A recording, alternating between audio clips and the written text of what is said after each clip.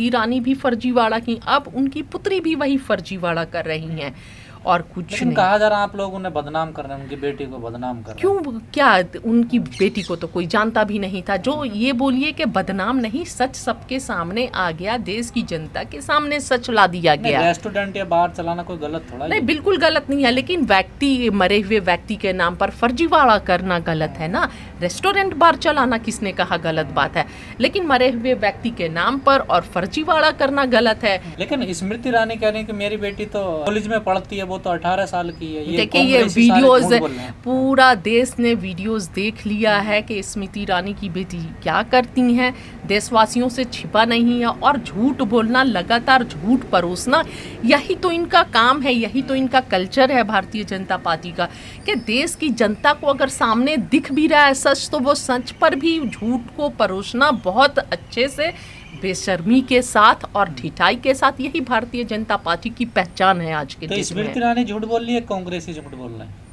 जाहिर सी बात है स्मृति ईरानी झूठ बोल रही हैं, कांग्रेसी तो झूठ बोलते नहीं है। राहुल जी क्या झूठ बोलते हैं, कांग्रेसी क्या झूठ बोलते हैं, कुछ भी झूठ नहीं बोलते हैं। लेकिन सारा देश जानता है कि स्मृति ईरानी और भारतीय जनता पार्टी की सरकार सिर्फ झूठ झूठ झूठ और झूठ ही बोलते हैं। पहले 2014 में पूरे देशवासियों को 15 लाख रुपए का लॉलीपॉप दिया और इलेक्शन के बाद बहुत प्यार से बोल दिए कि ये तो चुनावी जुमला था। तो सत्ता में झूठ बोलकर ही भारतीय जनता पार्टी की सरकार आई है। ये बताने की मुझे जरूरत नहीं है कि झूठ कौन बोल रहा है। लेकिन स्मृति ईरानी कह रही है कि मैंने गांधी परिवार के घोटाले का खुलासा किया, मैं उनके खिलाफ बोली, इसलिए मेरे ऊपर प्रहार किया जा रहा है, मेरी बेटी को निशाने पे लिया जा रहा है। जुमला है, ये सब जुमला है, ये सब जुमला है। बहुत दिनों के बाद बोली, थैंक्स गॉड बोली तो सही, सिलेंडर पर नहीं बोली, महंगाई पर नहीं बोली, सरकार के द्वारा जो भ्रष्टाचार है कोरोना काल में देश की जनता के लिए नहीं बोली,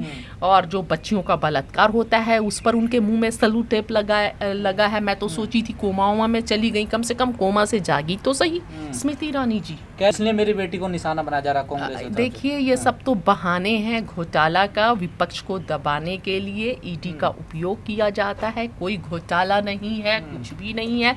लगातार रफाल पे पहले बताया जाए कि रफाल पे क्या कर रही है सरकार, क्यों रफाल जो है इतना महंगे दामों में खरीदा गया, पहले इस पर तो बयान दें। वो तो सरकार का एक तंत्र हो गया है ईडी, और घोटाला झूठ बोलकर विपक्ष को दबाने का और विपक्ष मुक्त भारत बनाने का एक सरकार की साजिश है बस, और कुछ नहीं। कोई घोटाला नहीं, कुछ भी नहीं है देश में। देखिए तिरंगा यात्रा निकालने से कुछ नहीं होता है। तिरंगा का सम्मान तो दिल में होना चाहिए, और ये पता होना चाहिए कि तिरंगा लाल किले पर फहराने के लिए हमारे देश में कितने पूर्वजों ने कितना बलिदान दिया है, कितना बलिदान देने के बाद ये तिरंगा हमने हासिल किया है। तो तिरंगा का सम्मान दिल में होना चाहिए। अगर तिरंगा का सम्मान सही में होता तो देश में विपक्ष से लेकर देश के नागरिकों का भाजपा सम्मान करती, और उनके मन में क्या चल रहा है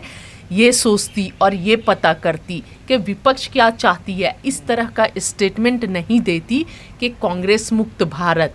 वो कांग्रेस जिसने आज़ादी की लड़ाई में सबसे अहम भूमिका निभाई, वो कांग्रेस जिससे देश की आम जनता जुड़ी हुई थी, वो कांग्रेस जिसके बड़े बड़े महान स्वतंत्रता सेनानी जो कांग्रेस में थे, इन सभी का अपमान आज भाजपा कर रही है। इसके पीछे मकसद क्या है फिर? और जिस तरह भाजपा कांग्रेस मुक्त भारत बोलती है, और कांग्रेस मुक्त भारत बोलते बोलते अब विपक्ष मुक्त भारत चाहती है। जिस तरह पार्लियामेंट में एमपीज़ को बर्खास्त किया जा रहा है और पूरे सत्र में बोलने के लिए उनको ये किया बैन कर दिया जा रहा है, भाजपा विपक्ष चाहती ही नहीं है, पूरे तानाशाह पर उतरी हुई है।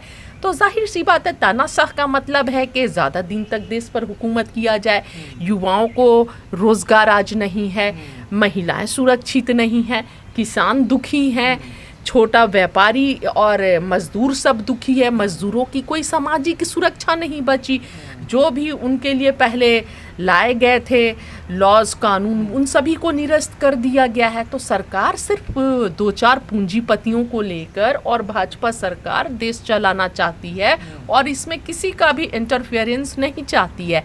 आज कोई भी ऐसा कानून नहीं आ रहा है जिससे देश के आम नागरिकों को कुछ राहत मिले। आपको नहीं लगता कि कारपोरेट घराने के लिए सब सरकारों का एक जैसा ही रवैया होता, चाहे वो कांग्रेस की सरकार हो या बीजेपी की? देखिए, बिल्कुल नहीं लगता है ऐसा, बिल्कुल नहीं। क्योंकि पहले ये थोड़ा बहुत कुछ परसेंट होगा, अब तो 100%, 100 में 100 जो सरकार है सिर्फ कॉरपोरेट पूंजीपतियों को बढ़ावा देने का काम कर रही है।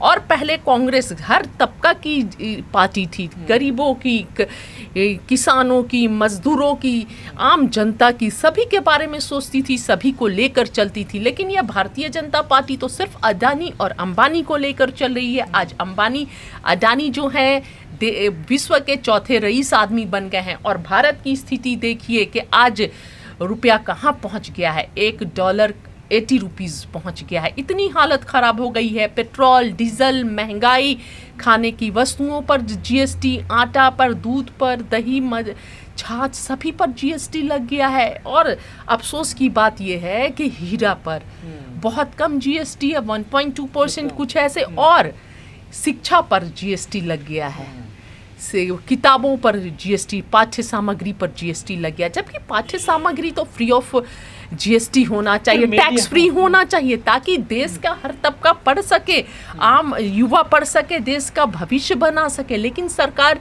युवाओं को, देश के युवाओं को अशिक्षित रहना चाहती है, उन्हें अंधभक्त बना के रखना चाहती है, उनको मानसिक गुलाम बना के रखना चाहती है, ताकि वो देश पर हुकूमत कर सके, राज कर सके, न कि लोकतंत्र को दबा सके, लोकतंत्र को खत्म कर सके। बाबा साहब अंबेडकर ने जो संविधान बनाया था ताकि देश की हर जनता को समानता का, बराबरी का अधिकार मिले, वो लोकतंत्र आज खतरे में है, संविधान खतरे में है। लेकिन मीडिया कह रहा है कि पूरी दुनिया से सबसे कम महंगाई है भारत में, अगर देखा जाए। देखिए, मीडिया CJI रमन्ना ने कहा है कि उनका स्टेटमेंट आया है कि कोई भी देश की मीडिया जो होती है वो लोगों का आँख और कान होती है। और वो बहुत दुख प्रकट कर रहे हैं, चिंता प्रकट कर रहे हैं भारत की मीडिया के बारे में, कि मीडिया जो है लोकतंत्र का चौथा खंभा होता है। लेकिन आज ये सिर्फ सरकार को ढोने का, भारतीय जनता पार्टी की सरकार को ढोने का, सरकार का खंभा बन के रह गया है।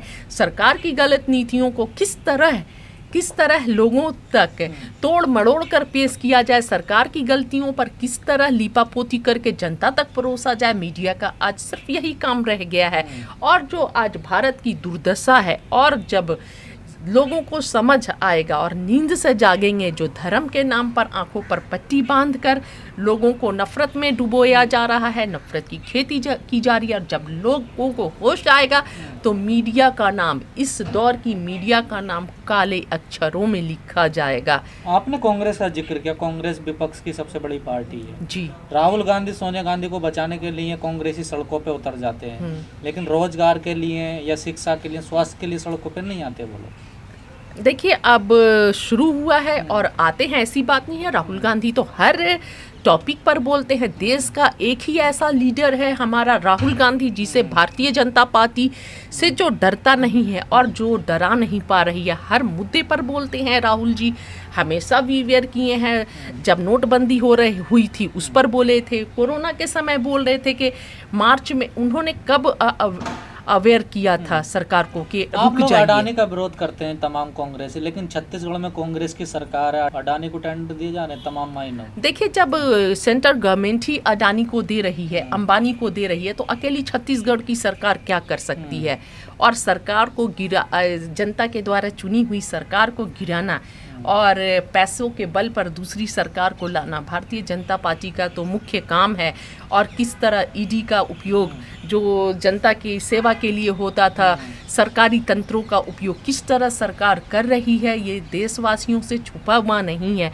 बस देश की जनता सवाल ना करे, और जब देश सरकार से सवाल करना शुरू करती है तो उसे चाशनी में पिरोकर हिंदू, मुसलमान, बस ये चश्मा पहना दिया जाता है, धर्म का चश्मा पहना दिया जाता है, ताकि देशवासी जो हैं मूल जो परेशानियां हैं उस पर बात ना करे, रोज़गार ना मांगे, महंगाई पर गृहिणी आवाज़ ना उठाए, देशवासी महंगाई पर ना आवाज़ उठाए, और जो भ्रष्टाचार हो रहा है उस पर सवाल ना करे, और वो हिंदू मुसलमान में उलझ कर रहे। बस यही लगातार हो रहा है।